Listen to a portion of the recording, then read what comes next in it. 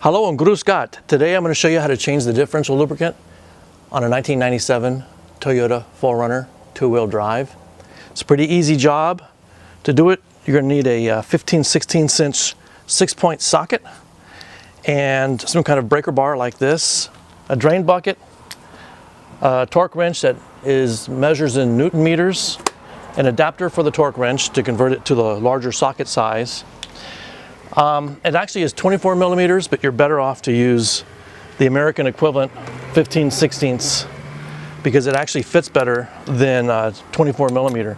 You need some gloves, you'll need some 3-bond, you'll need some new crush gaskets for the drain and fill hole, you'll need a pump for your lubricant. This is Redline 75W90, which is supposed to be the best lubricant we can put into this. I change my lube in the rear differential about every 3 years. Also, one word of warning, always take the fill plug out first, because if you take the drain plug out first and for some reason you can't get the fill plug out, then you've got a big problem. Also, if you can't get the fill plug out, you can actually put your wrench in there and you can put a floor jack under it and use it to get leverage to break the plug loose if it's that tight. Shouldn't be. We're going to tighten it up to 35 Newton meters. I don't know exactly what the Toyota torque spec is, but pretty typical on Japanese vehicles is 35 Newton meters.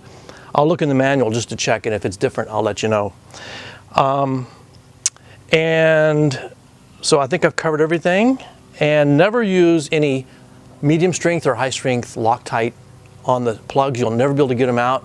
Always use something like low strength. This is 3-bond. It's just a low strength type bond. It's really great. I use it for everything. So we're going to get started. We'll be right back. Okay, here's the rear differential. Here's the fill plug. Drain plug's under here. I've already pre-loosened it, but this is a 24 millimeter wrench, which fits on there. If you want to put a socket on to get it loose, which is again what I recommend, you're going to want to take the parking brake and turn it off so that you can pull this cable out and fit this socket on. So I did that earlier to get it loose. So right now I can just take this out by hand.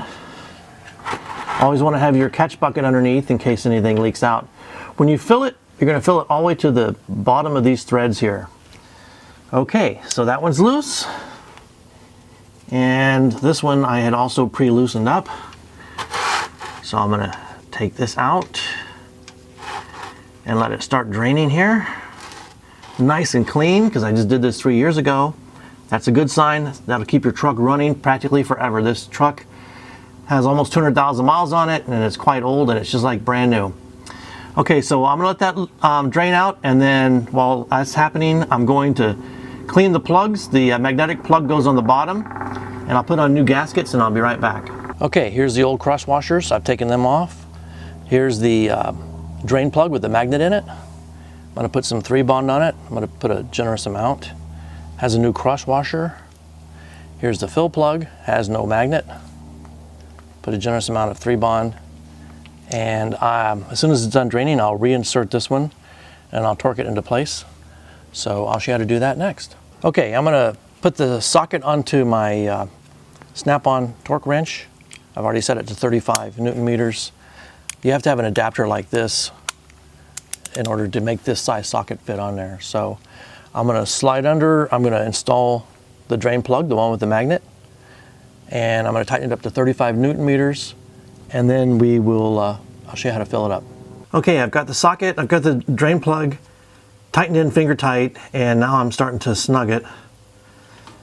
I can feel the crush washer start to crush down, so that's good. And again, I'm going to put it at 35 Newton meters. We couldn't find a torque spec. If we find out it's different, if it's higher, I'll come back and redo it. So there it is. That should be good, especially with 3-bond on it. It's not going to come out, not going to leak. Okay, so now I'm going to take my Redline gear pump that I've got all set up.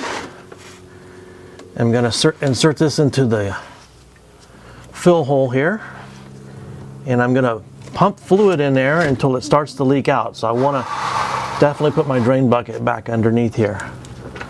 So that's what I'm gonna do. I'm gonna get it full. I'll show you what to do next. Okay, at this point, we're pretty much finished. What we did was we pumped in lubricant till it came up to the bottom of the thread here. So when it started dripping back out of the hole, that's how we knew it was completely full in here. And it held probably around 3 quarts. I didn't look it up, but it was pretty full.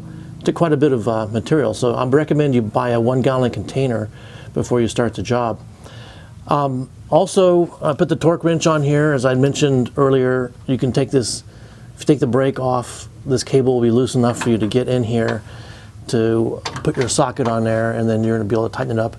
And we did 35 Newton meters. We found a possible torque spec online of 38 Newton meters, 35, 38, that's fine, because again, if you use 3-bond material to act as a sealant and also as a low strength thread locker, and along with the crush washer, then you should be fine. You can definitely feel the crush washer crush down when you tighten it up to 35 Newton meters. So everything should be good here. It should be all sealed. We're ready to go.